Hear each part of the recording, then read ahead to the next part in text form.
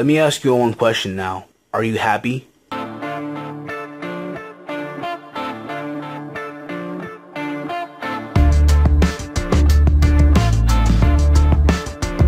Alright, this will be my WWE SummerSlam 2014 review. Overall, this pay-per-view I thought was a very good, solid show by WWE. Yes, there are things I would have changed, but nonetheless, I thought this was a very good, enjoyable show by WWE. Way better than Battleground, in my opinion. It opened up with Miz versus Dolph Ziggler for the Intercontinental title. I thought this was a good way to open the show. I'm going to be honest, going into this, I thought that Miz was going to retain on the count that Dolph Ziggler had so much momentum going into this. He won a non-title match against The Miz. I think the night after Battleground, where Miz and Dolph Ziggler stole the show on Raw. And because of that, and all these other wins that Dolph Ziggler was having, I thought he was going to lose, have Miz tonight, do some tactic to retain the title. Either hold on to the ropes, hold it tight, or get himself DQ'd and have this carry over maybe to Night of Champions. But nonetheless, this match was good, and Dolph Ziggler became the new Intercontinental Champion. And now the question is, what's happening next? Do you see a rematch? Or who's to say that they pull off a WrestleMania 29 card? As in, when Miz defeated Wade Barrett on the pre-show of Mania 29, the night after, on Raw, Wade Barrett became the new Intercontinental Champion, so he regained the title from The Miz. So who's to say tomorrow on Raw that The Miz regains the title from Dolph Ziggler, because now he has a rematch clause in his contract, if you will. But nonetheless, I'm looking forward to seeing where they go with this. I do believe that Miz and Dolph Ziggler have a lot of good chemistry, and that's what I enjoy about this feud, to be honest. And then you had AJ Lee versus Paige for the Divas title. I thought this was a good match for the time limit that it was given. I kind of wish that they were given a 12-minute match or more, but nonetheless, for what was given, I thought it was an enjoyable match. It could have gone a little better. The crowd was into this as well. Some good spots here. And at the end, Paige became the Divas champion once again. But still, I see this going into Night of Champions. Or if not, maybe even more farther than that. Maybe have them go maybe a no DQ, something like that. But only time will tell. Then you had Rusev versus Jack Swagger in the flag match. I'm going to be honest, when I heard about this, I thought, okay, it's going to be that typical capture the flag type of thing. But it didn't go that way. What happened was, it was pinfall or submission. At the end of it, your flag would come out from the top of the Raptors, whatever, with the national anthem being played. And what I liked about this was the fact that Rusev and Swagger told a good story. I enjoy good storytelling in wrestling. That's one thing about me. I'm not really big in the shock value. At the beginning of the match, Swagger caught Rusev in the Patriot Lock, and throughout this whole match, Rusev was selling his ankle being messed up. He struggled to lock in the accolade at first. He had to modify it a little bit, but at the end of it, Swagger passed out. But before that, what I enjoyed also was the sequence where Swagger had Rusev in the Patriot Lock, and he had to drag Rusev back to the middle of the ring, and it gave you that belief that, hey, Rusev could actually tap out here, but then again, we all knew that was not going to happen. But at the end, Rusev got the win, and at the end of it, Rusev took out Zeb Coulter, which I kind of knew was going to happen too, because think about it, okay, Jack Swagger is now a face, okay, I doubt that he'll be a heel again after this, and because of this, Zeb Coulter is more of a heel than a face. So, most likely, yeah, they're going to write him off TV now, or maybe he'll work backstage as Dutch Mantel, but only time will tell. And then you had Seth Rollins versus Dean Ambrose in the Lumberjack match. I thought this was the match of the night. This match was awesome. Back and forth, balls to the wall. These guys literally went in a nutshell. The Lumberjacks, I'm going to be honest, I didn't feel the stipulation being a Lumberjack match. I felt like this could have been more of a cage match, because I feel like their feud deserves to be put more in a steel cage than a Lumberjack match. But to their credit, they made it work. The Lumberjacks helped this match also. And again, this match was just balls to the wall awesome. And even though the end where Rollins hit Amber with the briefcase, I kind of questioned it at first. But you know what? I see this going into further. Maybe had Night of Champions, have them go at it again for the briefcase itself. Or if not, who to say this feud can go into Survivor Series. Just give me an example out there. And have Team Rollins versus Team Ambrose. Who knows really, but I enjoyed this for what it was. And to me, this was the match of the night. Chris Jericho versus Bray Wyatt was an okay match. Or I felt like the chemistry there didn't really match. I still feel like their best match at all the times they met was the match at NXT, I think last year. But I'm happy that Bray Wyatt won. Bray Wyatt needed to win, and he did.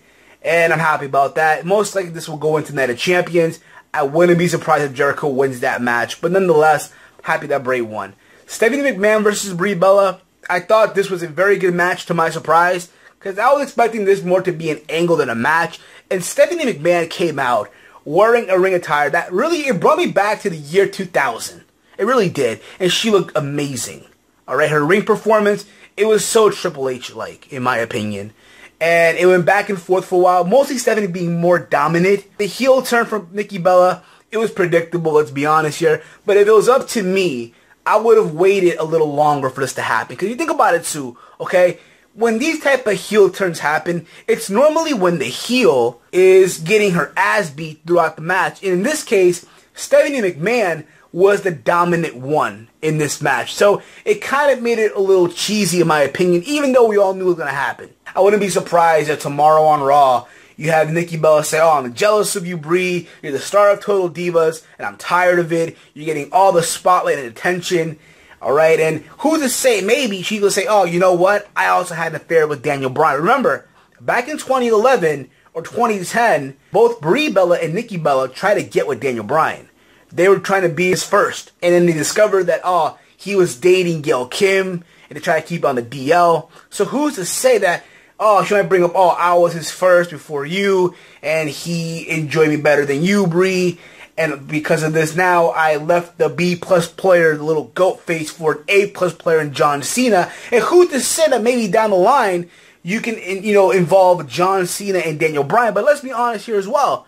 Do people really want to see a Nikki Bella versus Brie Bella feud? I don't think so. But then with WWE Creative, you don't know what's in their minds. Again, I thought this match was enjoyable for what it was, but I saw the heels being a little predictable. Randy Orton versus Roman Reigns. I thought this match, at first, it struggled.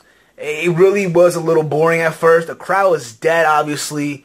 And it picked up at the end, where Randy Orton caught Roman Reigns with the RKO out of nowhere, after Reigns was trying to hit with the Superman punch.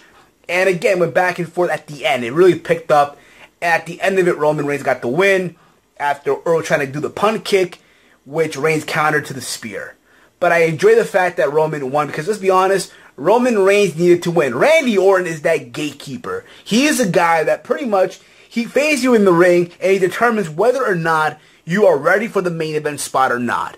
And I think this is also a chase to face Triple H, because eventually Roman Reigns will face Triple H. I did read reports a while back that this was supposed to be Roman Reigns versus Triple H. And it didn't happen. Obviously, Orton versus Reigns happened. So who's to say at Night of Champions, you have Triple H versus Roman Reigns, or you wait for that maybe into the Royal Rumble, or hell, maybe even Mania 31. Then you have the main event, John Cena versus Brock Lesnar for the WWE World Heavyweight title. I thought this match, I'll be honest with you, it wasn't the best match. It was awful, but if you are a fan of German suplexes, this match was for you. If you are a fan of seeing John Cena getting annihilated throughout the whole match, then this match was for you. Literally, Brock Lesnar hit 16 German suplexes on John Cena.